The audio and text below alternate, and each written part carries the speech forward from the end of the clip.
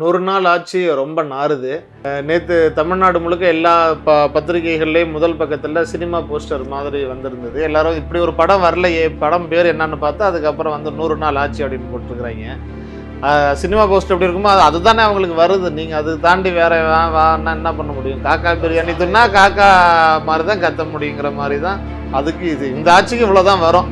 அந்த 3 பேர் சுட்டுக் கொல்லப்பட்ட விஷயத்துல கர்நாடகாவில் தமிழர்கள் 2 நாளாக போராடிட்டு இருக்கிறாங்க. அவர் இங்கே வச்சுட்டு இருந்தார் சல்யூட் ராம் ராஜுக்குன்னு விளம்பரம்ல அந்த மாதிரி இவங்க மாற்றி சல்யூட் அடிச்சுக்கிட்டு இருந்தாங்க. காரி துப்புனுச்சு, இந்தியாவே பார்த்து காரி மூஞ்சில பொழிச்சுன்னு துப்புனுச்சு. இப்படி ஒரு கேடுகட்ட விஷயத்த தமிழ்நாடுன்னு ஒரு மாநிலத்தில் நடந்துட்டு இருக்குது. இப்படி ஒரு அசிங்கத்தை நடத்திட்டு விமர்சனம் வேண்டாம். தனிப்பட்ட ஒன்றும் ஒரு என்ன தேங்க கூப்பிட்டு வரிசையில் உட்கார வச்சுட்டு இருக்கிறது என்ன தனிப்பட்ட விமர்சனங்கிறீங்க? இது என்ன தனிப்பட்ட விமர்சனமா? இது தமிழ்நாடு அரசு முதல் இடத்துல உட்காருன்னா யாரு? ஃபர்ஸ்ட் லேடி ஆஃப் தமிழ்நாடா? வேண்டியவங்க உட்கார்ந்துருக்காங்க. ஃபர்ஸ்ட் லேடி ஆஃப் தமிழ்நாடா? குயிலியா இல்ல ஜான்சி ராணியா? யாரு? என்ன வேணுமாலும் செய்வீங்க, யாரும் எதுவும் பேச மாட்டாங்க. மின்சார பிரச்சனையே அப்படி ஒரு பிரச்சனையே இல்ல. கரண்ட் பில் ஏறிடுச்சா அப்படி கரண்ட் பில் ஏறவே இல்லை. போதையில மாணவன் அடிச்சுக்கிட்டாங்கன்னா அப்படி யாரும் சாவவே இல்லை. இது ஒரு ஆட்சி? அது ஒரு அக்கௌண்டபிலிட்டி வேணாமா? ஆமா பிரச்சனை நடந்தது, நாங்க சரி பண்றோம், அரசு இருக்குதுன்னு சொல்ல வேணாமா? எதுவுமே கிடையாது. எல்லாத்துக்கும் காரணம் திமுக. இதுக்கு ஒரு ஆட்சி தேவையாது. எதை பத்தியுமே பேச மாட்டார் முதலமைச்சர். இப்படி திரும்பி சிரிச்சாருன்னா ஆக எவ்வளவு கியூட்டா சிரிக்கிறார் முதலமைச்சர். இந்த கேடுகட்ட ப்ரொமோஷன் பண்றதுக்கு உங்களை மாதிரி கையாளாகாத ஊடகங்கள், விலை போன ஊடகங்கள் இருக்குது. எந்தெந்த துறைமுகங்கள் மூலமா வருது எதுங்கிறதெல்லாம் ஏற்கனவே ஸ்டேடியத்துல வச்சு போட்டேன்னா வெளியே வச்சு வித்தீங்களான்னு கேக்குறாங்க. அப்ப நீ வாங்கினியா? நீ வாங்கினது உண்மையா? அப்ப நீ ஒத்துக்க. நீங்க ஒத்துக்க மாட்டீங்களா? அப்ப திமுக ஆட்சியில போதை எந்த ஒரு மடப்பயலும் சொல்ல மாட்டான் கவர்மெண்ட் வெளில போதை மருந்து வித்துச்சுன்னு சொல்லிட்டு. எந்த மடப்பயலும் சொல்ல மாட்டான். இந்த மடப்பைய சொல்றான்னா அதுக்கு நம்ம பொறுப்பாக முடியாது. இந்த மடப்பையில ஒத்துக்க சொல்லுங்க. நான் போதை மருந்து தான் சாப்பிட்டேன்னு ஒத்துக்க சொல்லுங்க. குழந்தைக்கு கசக்கி கொடுத்துட்டு இருந்தேன், இது பண்ணிட்டு இருந்தேன், எதுக்கு போய் சொல்லிட்டு இருந்தேன்? இவனுங்க தான் இன்னைக்கு அமைச்சர். இந்த லட்சணத்துல தான் நடக்குது தமிழ்நாடு அரசு.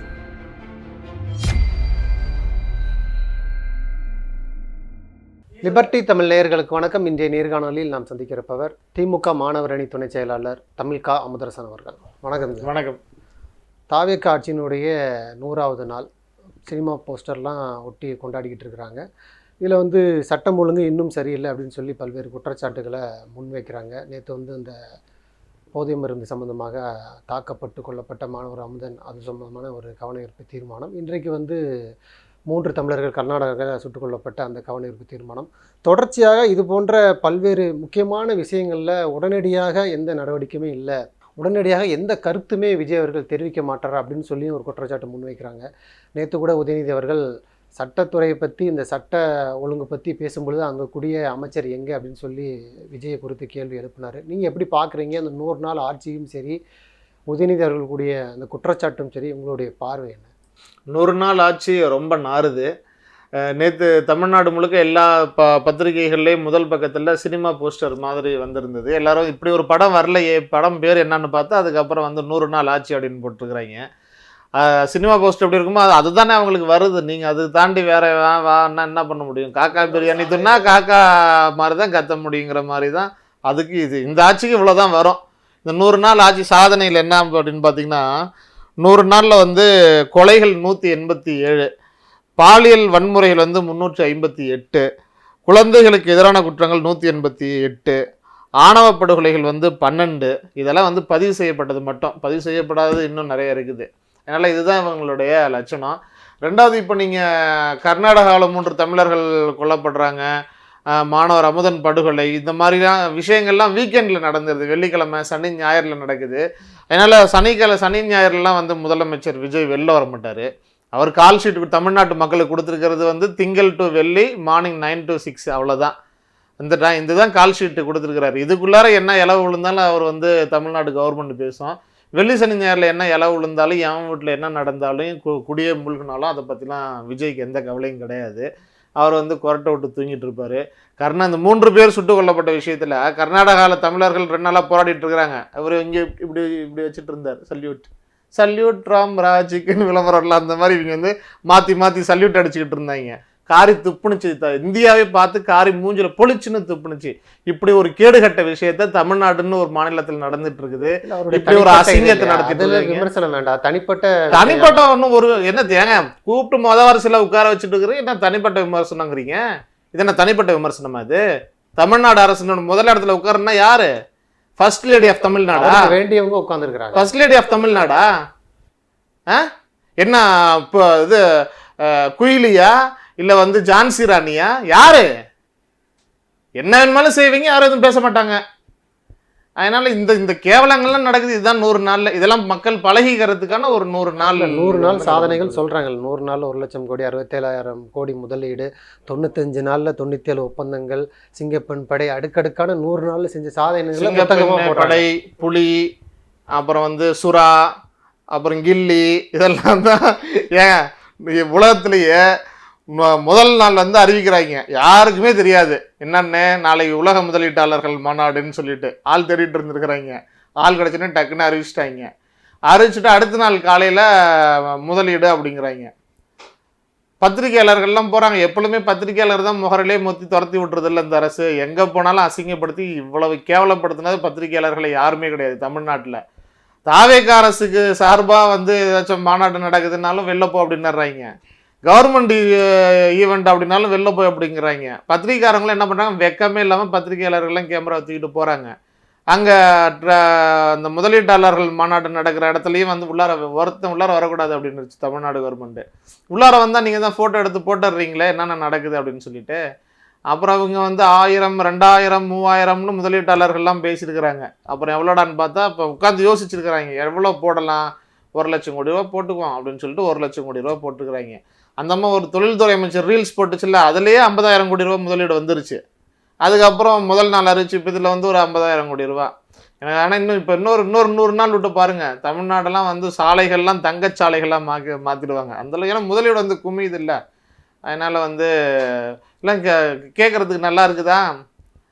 இதுக்கு ஏற்கனவே தமிழ்நாட்டில் ஒரு பழமொழியே இருக்குது, கேப்பையில் நெய் வடிதுன்னு சொன்னால் கேட்குறவனுக்கு புத்தி எங்கே போச்சுன்னு. அதுதான் வந்து பத்திரிகை செய்திகளில் போடணும்.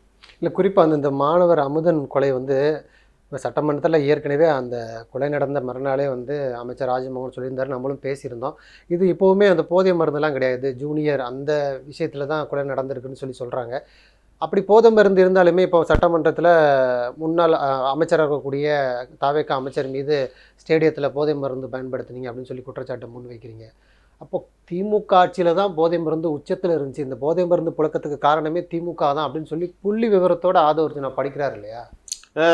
அது தாவேகாவை பொறுத்த வரைக்கும் அவங்களுக்கு ஒரே ஸ்கிரிப்ட் தான், எது வேணும் எல்லா அயோக்கியத்தனமும் செஞ்சுட்டு கடைசியில் எல்லாத்துக்கும் காரணம் திமுக. புள்ளி விவரத்தோட படிக்கிறார். என்ன வெங்காய புள்ளி விவரம்? அதை தான் வந்து நாங்கள் தான் தமிழ்நாட்டில் என்ன நடந்துட்டு இருக்குது அதெல்லாம் மாற்றி புரட்சி பண்ணுறேன்னு சொல்லிட்டு தானே நீ வந்த. அந்த பொய்யை சொல்லிட்டு தானே வந்த. நீ என்ன பண்ணிட்ட 100 நாளில்? இங்கே வந்து போதை மருந்து கஞ்சாவுக்காண்டி பள்ளி மாணவர்கள் அடித்து கொண்டாங்களா? திமுக ஆட்சியில் அடித்து கொண்டாங்களா? இப்போ இத்தனை கொலை சம்பவங்கள் நடந்திருக்குது, போதையினால் நடைபெற்ற கொலை சம்பவங்கள் நடைபெற்றிருக்கு, இதெல்லாம் திமுக ஆட்சியில் நடந்துச்சா? என்ன அக்கௌண்டபிலிட்டின்னு ஒன்று வேணும். முதல்ல என்ன நடக்குது, பிரச்சனைக்கு நான் பொறுப்பு, நான் சரி பண்ணுறேன், நம்மளால தான் பிரச்சனை வருதுங்கிறத முதல்ல தெரியணும். எல்லாத்துக்கும் ஒரே ஸ்கிரிப்ட், எல்லாத்துக்கும் திமுக தான் காரணம், எல்லாத்துக்கும் குடும்பத்துக்கும் போதை மருந்து கும்பலுக்கும் தொடர்பு இருக்குன்னு நிர்மல்குமார் சொல்றாரு. அதுக்கெல்லாம் அவர் வந்து கோர்ட்ல பதில் சொல்லுவாரு. நிர்மல்குமார் மாதிரியான ஒரு தரங்கட்ட மனிதனை பார்க்கவே முடியாது. அவர் பேசின பேச்சுக்கு தான் சபாநாயகரே ஆதாரம் இல்லாமல் எதுவும் பேசாத லூசு மாதிரின்னு உட்கார் அப்படின்னு சொல்லிட்டாரு. தினம் சபாநாயகர் செருப்பாலே அடிக்கிறாரு அவங்கள. யார் நம்ம எதுவும் ஒன்று கேட்கல, அவங்களுடைய சபாநாயகரை அவங்கள அடிக்கிறாரு. உட்கார், எதுவுமே ஆதாரம் இல்லை. அவங்க பேசுகிற ஏதாவது ஒரு பேச்சு வந்து சபை குறிப்பில் இருக்குதா? ஏன்னா அவ்வளவு போய் பேசுகிறாங்க அமைச்சராக இருந்துக்கிட்டு. ஏன்னா என்னங்க உங்களுக்கு ரெஸ்பான்சிபிலிட்டின்னு ஒன்று இருக்குது? என்ன இருக்குது? பொய் சொல்லி ஆட்சிக்கு வந்தவங்க பொய் சொல்லிட்டு தான் பேசுவாங்க. சட்டமன்றமாக இருந்தாங்கன்னா மக்கள் மன்றம், எதை பற்றி அவர்களுக்கு கவலை கிடையாது, எதை பற்றியும் கவலை கிடையாது. அதனால் வந்து இந்த போலி லாட்ரி கும்பல் வந்து இதை பற்றிலாம் பேசவே கூடாது. இத்தனை கொலைகள் நடந்திருக்குது. ஏங்க ஒரு 20 பேர் அடித்து சேர்த்து கொலை பண்ணியிருக்கிறான். யார் யார் போதைப் பொருள் விற்றாங்கன்னு சொல்லியிருக்கிறாங்கன்னு சொன்னதுக்காக நீ கவலைப்படாமல் சொல்லு, பயப்படாமல் சொல்லு, நாங்கள் இருக்கிறோன்னு சொல்லிட்டு வெளில போன உடனே அந்த பையனை காட்டி கொடுத்துருக்குறானுங்க. அப்போ என்ன காரணம்? அப்போ அந்த நிறுவனத்து மேலே இவங்க நடவடிக்கை எடுக்கலை அப்படின்னு சொன்னால் அது என்ன காரணம்? கேரளாவை சேர்ந்த ஒரு கிறிஸ்டியன் நிறுவனம், அந்த கல்லூரி நிறுவனம். விஜய் அதுக்காக நடவடிக்கை எடுக்க மாட்டாரா? அப்போ அவன் அந்த கல்லூரியில் என்ன போதைப் பொருள் வேணுமாலும் விற்கலாம், யாரை வேணுமாலும் கொலை பண்ணலாம், எதை பற்றியும் யாரும் கேட்க மாட்டாங்க. கேட்கவும் கூடாது. இது வெக்கமே இல்லாமல் ஒரு மினிஸ்டர் சட்டசபையில் சொல்கிறாரு, இது வந்து கோஷ்டி சண்டை அப்படிங்கிறாரு. என்ன ஒரு அநியாயம். இதே மாதிரி திருவொற்றியூரில் 11வது பசங்களாம் சேர்ந்து 12வது மாணவர் அடித்து கொலை பண்ணியிருக்கிறாங்க. அரசு பள்ளியில் வந்து மாணவிகள்லாம் மது குடிக்கக்கூடிய வீடியோ வந்துட்டு இருக்குது. அரசு போதை மருந்து சாப்பிட்டு வந்து ஆசிரியரை வந்து அடிக்க போகிறான், பக்கத்தில் இருக்கிற மாணவன் அடிக்கிற அந்த வீடியோ வெளியில் வந்துச்சு. இப்படி அவ்வளவு அழிச்சாட்டியம் நடந்துட்டு இருக்குது நாட்டில். இதை பற்றிலாம் பேசுறது துப்பு இல்லை இந்த அரசுக்கு. இதை பற்றிலாம் பேசுறதுக்கு எந்த அமைச்சரும் கேட்டால் ஒரே ஒரு இது வந்து திமுக. நீ என்னத்துக்கு இருக்கிற? இல்லை, ஆதாரம் இல்லாமல் குற்றம் சாட்டுறீங்கிறாங்க. அதாவது இப்போ அமைச்சர் ஒருத்தர் பவுடர் அந்த ஸ்டேடியத்தில் வச்சு போதை மருந்து யூஸ் பண்ணாங்கன்னா அப்போ திமுக ஆட்சியில் ஸ்டேடியத்துக்கு வெளியில் போதை மருந்து விற்றீங்களா அப்படின்னு கேள்வி எழுப்புறாங்க. நீ அதை வந்து ஒவ்வொரு துறைமுகமும் இருக்குது, எந்தெந்த துறைமுகங்கள் மூலமா வருது எதுங்கிறதெல்லாம் ஏற்கனவே வந்து ஸ்டேடியத்தில் வச்சு போட்டேன்னா வெளியே வச்சு விற்றீங்களான்னு கேட்குறாங்க. அப்ப நீ வாங்கினியா? நீ வாங்கினது உண்மையா? அப்ப நீ வாங்கினது உண்மையா? நீ ஒத்துக்க. நீங்க ஒத்துக்க மாட்டீங்களா? அப்ப திமுக ஆட்சியில போதை மருந்து எந்த ஒரு மடப்பயலும் சொல்ல மாட்டான் கவர்மெண்ட் வெளில போதை மருந்து வித்துச்சுன்னு சொல்லிட்டு. எந்த மடப்பயலும் சொல்ல மாட்டான். இந்த மடப்பய சொல்றான்னா அதுக்கு நம்ம பொறுப்பாக முடியாது. இந்த மடப்பயில ஒத்துக்க சொல்லுங்க, ஒத்துக்க சொல்லுங்க. நான் போதை மருந்து தான் சாப்பிட்டேன்னு ஒத்துக்க சொல்லுங்க. வித்ததை பத்தி அப்புறம் பேசுவான். நீ அப்ப ஒத்துக்கிறியா? அப்புறம் இதுக்கு போய் சொன்ன குழந்தைக்கு வந்து கசக்கி கொடுத்துட்டு இருந்தேன், இது பண்ணிட்டு இருந்தேன், அது பண்ணிட்டு இருந்தேன், எதுக்கு போய் சொல்லிட்டு இருந்த? இவனுங்களாம் தான் இன்னைக்கு அமைச்சராக இருக்கானுங்க. இவனுங்க தான் இன்னைக்கு அமைச்சர். இந்த லட்சணத்தில் தான் நடக்குது தமிழ்நாடு அரசு. இல்லை, தொடர்ச்சி அந்த போதை மருந்து விவகாரத்தில் இப்போ அமுதன் கொலை, அப்புறம் திருவொற்றியூரில் மாணவர் ஒருவர் கொலை, அதில் அமைச்சர்கள் பார்க்க போகிறாங்க. அங்கேயுமே வந்து திமுகவினர் வந்து மக்களோடு ஊடுருவி வந்து அவங்கள விரட்டி அடிக்கிறாங்க, கோஷம் எழுப்புறாங்க. இது ஒரு திட்டமிட்டு திமுகவினர் இது போன்ற சம்பவத்தில் ஈடுபடுறாங்கன்னு ஒரு குற்றச்சாட்டு. ஏன் கோயம்புத்தூரில் ஒரு 10 வயசு குழந்தை வந்து பாலியல் வன்புணர்வு செஞ்சு கொலை பண்ணானுங்க. அந்த குழந்தைய பெற்றோர்களுடைய அனுமதி இல்லாமல் கொண்டு போய் காவல்துறை கொண்டு போய் எரிச்சிச்சு. அந்த தாய் என்ன சொன்னாங்க? தாய் முகத்தை கூட பார்க்க விடலன்னு சொன்னாங்களா இல்லையா? இங்க கும்மிடிப்பூண்டியில் ஒரு குழந்தை இறந்து போச்சு. அதை கொண்டு வந்து நீ பொன்னேரியில் எரிச்சியா இல்லையா? அடக்கம் பண்ணியா இல்லையா? பெற்றோர்கள்கிட்ட சொல்லிட்டு வந்து அடக்கம் பண்ணியா? இங்கே அமுதன் படுகொலையில் அவங்க அம்மா என்ன சொன்னாங்க? எங்களுக்கு எதிர்கட்சி தலைவர் தான் எங்களுக்கு வந்து நீதி பெற்று தரணும் அப்படின்னாங்க. எந்த சாவுக்குங்க நீ போய் பார்த்துருக்க? 4-5 பேர் மாணவர்கள் இறந்து போனாங்க. அதுக்குள்ள நீ போய் பார்த்தியா? நீட் தேர்வு தொடர்பா எதுக்குமே போகலை. நாட்டில் எந்த பிரச்சனை நடந்தாலும் எதை பத்தியாவது அந்த ஜடம் பேசுதா? திருவொற்றியூர்ல போனா எந்த ஜடமாவது ஊடுருவி முதலமைச்சர் பேசினாரா? முதலமைச்சர் பேசினார். போனா மக்கள் விரட்டி தான் அடிப்பாங்க. இல்ல, அது மக்கள் விரட்டி தான் அடிப்பாங்க. அது திமுகவினர். அது நீ என்ன வேணும்னு சொல்லிட்டு போ. மக்கள் செருப்பாலையும் விளக்கமாறாலையும் அடிப்பாங்க, போற இடத்துலலாம் அடிப்பாங்க. இப்ப கேள்வி கேட்க ஆரம்பிச்சிட்டாங்கல்ல, தெரியுது இல்ல? கேள்வி கேட்க ஆரம்பிச்சிட்டாங்கல்ல. அராஜகம் எவ்வளவு அராஜகம் நடந்துட்டு இருக்குதுங்கிறது தெரியுது இல்ல மக்களுக்கு? நீ என்ன பேர் வேணும்னு வச்சுக்கோ. திமுக சொன்னாங்க, அதிமுக சொன்னா, பாஜக சொன்னா, எதையாச்சும் சொல்லிட்டு போ. உன் கையாளாத தனத்தை நீ ஒத்துக்கிறதுக்கு தயாரா இல்லையே. நீ சட்டமன்றத்துல வந்து அது போதையினுடைய பிரச்சனை கிடையாது, அது வந்து கோஷ்டி சண்டை அப்படிம்ப. திருவொற்றியூர் மாணவனுக்கு நீங்க என்ன சொல்லுவீங்க? அப்படி ஒரு மாணவனே சாவலம். நீ எதுக்கு அப்புறம் போன? எதுவுமே சொல்ல மாட்டேன். ஆனா வந்து நீ 3 நாள் கழிச்சு போவீங்க, 4 நாள் கழிச்சு போவீங்க, எதை பத்தியும் பேச மாட்டீங்க. மக்கள் கேள்வி கேட்பாங்க, அடிச்சு விரட்ட தான் செய்வாங்க. மின்சார பிரச்சனையே அப்படி ஒரு பிரச்சனையே இல்லை. கரண்ட் பில்லு ஏறிடுச்சா? அப்படி கரண்ட் பில்லு ஏறவே இல்லை. போதையில மாணவன் அடிச்சு கொண்டுட்டாங்கன்னா அப்படி யாரும் சாவவே இல்லை. இது ஒரு ஆட்சி? அது ஒரு அக்கௌண்டபிலிட்டி வேணாமா?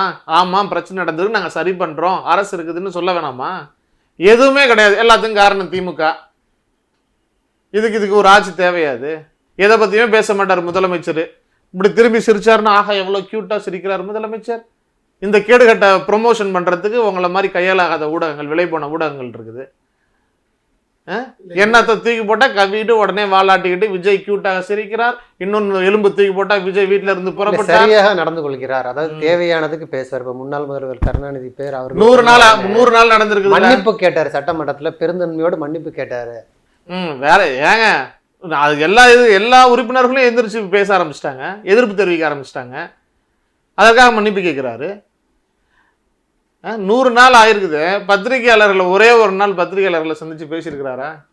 கால் வலிக்குதான் முட்டி வலிக்குதான்னு சொல்லி சைகை காமிக்கிறாருல, இப்படி ஓரமாவா பேசுன்னு சொல்லி கூப்பிட்டுருக்கிறாரா? பேசியிருக்கிறாரா? இதுதான் ஆட்சிக்கு வந்த 100 நாளில் இப்போ சுதந்திர தின உரையில் கூட முதலமைச்சர் விஜய் சொல்லியிருந்தார், ஊழலும் இதெல்லாம் ஒழிக்கப்பட்டாச்சு, அதுதான் உண்மையான சுதந்திரம் அப்படின்னு பேசியிருந்தார். இன்றைக்கு சிஎம் அவர்களுடைய இந்த புதிய அலுவலகம், இந்த கட்டிடம் வந்து அந்த 10வது மாடியில் திறக்க போகிறாங்க. அதுக்கு வந்து டெண்டர் விஷயத்தில் 30 நாள் அவகாசம் இருக்கணும், ஆனால் 15 நாள் தான் கொடுத்துருக்குறாங்க. இணையதளத்தில் குறிப்பிட்ட நாளுக்குள்ளே வெளியிடணும், அதுலேயும் விதிமீறல் பண்ணியிருக்கிறாங்கன்னு சொல்லி அந்த முக்கியமான விஷயத்திலேயே விதிமீறல் ஈடுபட்டிருக்காங்கன்னு சொல்லி ஒரு குற்றச்சாட்டு வந்திருக்கு. அதை எப்படி பார்க்குறீங்க? இது வந்து தாவேக்காவுக்கு ஒன்றும் புதுசு இல்லை. 100 நாளுக்குள்ளாரையே பார்த்தீங்கன்னா ஒரு நாள்லேயே வந்து டெண்டர் கன்ஃபார்ம் பண்ணாங்க. காலைல வெளியிடுறாங்க, சாயங்காலம் கன்ஃபார்ம் பண்ணாங்க. அது வெளியில் எடுத்து சொன்னோம். அது அப்படி ஒன்றும் நடக்கவே இல்லை அப்படின்னு சொல்லிட்டு பூசி மழுப்புனாங்க. அதே மாதிரி வந்து இப்போ 100 கோடி ரூபா ஊழல் நடந்துச்சு பழனி நிலம் விஷயத்தில். அதுக்கு பொறுப்பெடுத்துக்க வேண்டிய அமைச்சர் ஐயோ அப்படி எனக்கு தெரியாது அப்படின்னு சொல்லிட்டு ஓடி போயிட்டார்.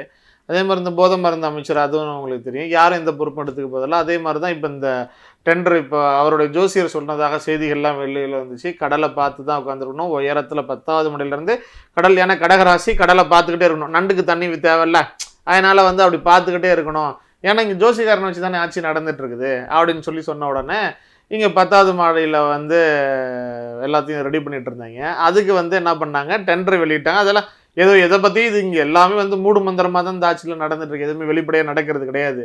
இன்றைக்கி தான் செய்திகள் வெளியில் வந்துருக்குது. அதாவது 13ஆம் தேதி தான் வந்து டெண்டரை வெளியிடுறாங்க. ஆனால் வந்து 2 கோடி ரூபாய்க்கு மேலே டெண்டர் விட்டாங்க அப்படின்னு சொன்னால் 30 நாள் அவகாசம் கொடுக்கணும். அந்த மாதிரி 30 நாள் அவகாசம் இல்லை, 15 நாள்லேயே க்ளோஸ் பண்ணுறாங்க. டெண்டர் வெளியிட்டாங்கன்னா அதில் மொத்த மதிப்பு என்ன அப்படிங்கிறத டீட்டெயில்டாக கொடுக்கணும். அதை பற்றி எதுவுமே சொல்லலை. இது எதுவுமே சொல்லாமல் எல்லா விதிமீறல்களுக்கு உட்பட்டு வெளிப்படையாக தெரியுது விதிமீறல்கள் நடக்குது. இப்போ 30 நாள் தரணும், 30 நாள் தரல, இப்போ 15 நாளே க்ளோஸ் பண்ணுறாங்க. அதே போல் டோட்டல் வேல்யூஸ் எவ்வளோ அப்படிங்கிறத சொல்லணும், அதையும் வந்து க்ளோஸ் பண்ணிடுறாங்க. அதனால் இதெல்லாம் வந்து ஒன்றும் இப்போ பெரிய இதில் வந்து ராக்கெட் சயின்ஸ் இல்லை. ஆராய்ச்சி பார்த்தா யாராச்சும் கர்நாடகாக்காரரு, ஆந்திராக்காரரு, அந்த மாதிரி ஒரு படத்துக்கு ப்ரொடியூஸ் பண்ண யாராச்சும் ஒரு கம்பெனிக்கு அதை வந்து சரி பண்ணுறதுக்கு வேல்யூ போட்டு கொடுத்துருப்பாங்க. இதெல்லாம் வந்து நீங்கள் கேள்வி கேட்கவே முடியாது, எதுவுமே கேள்வி கேட்க முடியாது, யாரும் பொறுப்பெடுத்துக்கவும் மாட்டாங்க. ஊழல் நடக்குதா அப்படின்னு சொன்னால் இல்லை அது காரணம் திமுகன்னு சொல்லிட்டு போயிடுவாங்க. என்னங்க இவ்வளோ அநியாயம் பண்ணிட்டு இருக்கீங்கன்னா அது காரணம் திமுகன்னு சொல்லிட்டு போயிடுவாங்க. என்ன முதலமைச்சர் பேச மாட்டேங்கிறாருன்னா அது காரணம் திமுகன்னு சொல்லிட்டு போயிடுவாங்க. இதெல்லாம் எதை பற்றியும் நீங்கள் கேள்வி கேட்க முடியாது, எதுக்கும் அவங்க பதில் சொல்லவும் மாட்டாங்க. ஊழலை கேட்டால் நாங்கள் ஊழலை ஒழிச்சிட்டோம், பெரிய ரப்பர் வச்சு 100 நாள் உட்காந்து அழிச்சிக்கிட்டே இருந்தோம் அப்படிம்பாங்க. இதுதான் நடக்கும். இல்லை, இப்போ உதயநிதி அவர்களுடைய குற்றச்சாட்டு, இப்போ எதற்குமே வாய் திறக்க மாட்டாரு, இவருடைய துறையே வேற அமைச்சர் பதில் சொல்கிறாரு அப்படிங்கிறாங்க. குறிப்பாக அந்த பாஜக எதிர்ப்பில் ரொம்ப மௌனமாக இருக்கிறாரு. அப்படி திமுகன்னா உடனடியாக நடவடிக்கை, பாஜகன்னா கிடையாது. இப்போ இந்த நயினார் நாகேந்திரன் விவகாரத்தில் கூட அவரை கைது பண்ணி பாருங்கன்னு சொல்லி சமூக வலைதளங்களில் பல்வேறு குரல்கள் வந்தால் கூட கடைசி வரைக்கும் எந்த விசாரணையும் கூட இல்லாமல் கடந்து போகிறத எப்படி பார்க்குறது? ஏங்க, நயினார் நாகேந்திரனுடைய காலில் விழுந்து கும்பிடாத குறையாக இருக்குது தாவேகா. பாஜகவினுடைய காலில் விழுந்து கும்பிடுது. என் காலையில் பேசுகிறாரு, இவ்வளோ கேவலமாக பேசினார் நயினார் நாகேந்திரன். ஆனால் மதியானம் ராஜ்மோகன் அமைச்சர் இவங்க எல்லாம் போயிட்டு என்ன பண்ணுறாங்க, துணை குடியரசுத் தலைவர் வராருன்னு சொல்லிட்டு அவங்களோட நின்றுட்டு நயினார் நாகேந்திரனோட இன்னும் ஃபோட்டோ எடுத்து வெளியில் போடுறாங்க. இப்போ யார் ஒரிஜினலாக பாஜகவினுடைய அடிமைகள்னு தெரியுதா? பாஜக யாருடைய கைப்பாவையாக இங்கே யாரை வச்சிருக்குது அப்படிங்கிறது தெரியுதா? பாஜகவினுடைய மீட்டிங்கில் பாஜக எப்படி வந்து விஜய் பாஜகவினுடைய தலைவரை வந்து நடவடிக்கை எடுப்பார்? சொந்த கட்சிக்காரவன் எப்படி நடவடிக்கை எடுக்க முடியும்? மாற்று கட்சியில் இருக்கிறவனா எதிர்கட்சி தான் நடவடிக்கை எடுக்க முடியும். பாஜக அவங்களுடைய சொந்த கட்சி, அவங்க எப்படி நடவடிக்கை எடுக்க முடியும்? சிடி நிர்மல்குமார்லாம் ஆர்எஸ்எஸ்னுடைய பிள்ளைங்க. திருமாவளவன் தான் சொல்லியிருக்காங்க, ஆர்எஸ்எஸ் பெற்றெடுத்த பிள்ளை தானே தாவேக்கா. இப்போ ஆர்எஸ்எஸ் பெற்றெடுத்த அண்ணன் திருமாவளவன், ஆர்எஸ் பெற்றெடுத்த பிள்ளை வந்து விஜய். எப்படி அவர் வந்து மாற்றி எடுக்க முடியும்? சட்டையை பிடிச்சி நிர்மல்குமார்லாம் கேள்வி கேட்க மாட்டாரா, எப்படி நம்ம கட்சிக்காரனே நீ வந்து நடவடிக்கை எடுப்ப அப்படின்னு சொல்லிட்டு? அதெல்லாம் எடுக்க மாட்டாங்க. இறுதியாக இப்போ நேற்று வந்து விசிகாவினுடைய அந்த மாநாடு, அதில் ஏற்கனவே அந்த எங்கே போக போகிறேன், யாரோட கூட்டணி சொல்ல போகிறேன்னு சொன்னார். நேற்று அந்த மாநாட்டில் அறிவிச்சிட்டாரு, தம்பி விஜயோடு தான் இனி வரும் காலங்களில் கூட்டணி அப்படின்னு சொல்லி உறுதியாக அறிவிச்சிட்டார். அதை எப்படி பார்க்குறீங்க? ஏன் திருமாவளவன் இப்போ அதை தான் சொல்லுவார், அதுதான் சொல்லுவார். அடுத்த நாளைக்கே வந்து வேறு மாற்றி சொல்லுவார், நாங்கள் ஒரே நேர்கோட்டில் பயணிக்கிறோம் பாரு. பெரியார் திடலுக்கு வந்து நாங்கள் 3 துப்பாக்கியாக நேரம் செயல்படுவோம், டமால் டுமில்னு வெடிக்க போதும் பாரு. இல்லை, இனி வரும் காலங்களில் தாவேகாவோட தான் கூட்டணி. இனி வரும் காலங்கள்லாம் சொல்ல, தாவேகாவோட கூட்டணின்னு சொல்லியிருக்கிறார். அதிலெல்லாம் தெளிவாக தான் இருப்பாங்க. திருமாவளவன் அண்ணன் சொன்னதை வந்து தண்ணியில் எழுதி வச்சுக்கோங்க, தண்ணி ஓடி போய் அடுத்து எங்கே நிற்குதோ இதெல்லாம் வந்து வைகோ, திருமாவளவன் இவங்கெல்லாம் பேச வேண்டும். நம்ம பெரிய பிம்பமாக பார்த்தோம் திருமாவளவனை, நான் ஒன்றும் இல்லை, புஸ்வானமாக போயிட்டார் பாவம். நன்றி. நிறைய நல்ல தகவல்களை நேயர்கள் சொல்லியிருக்கீங்க. உங்களுடைய நேரத்துக்கு நன்றி.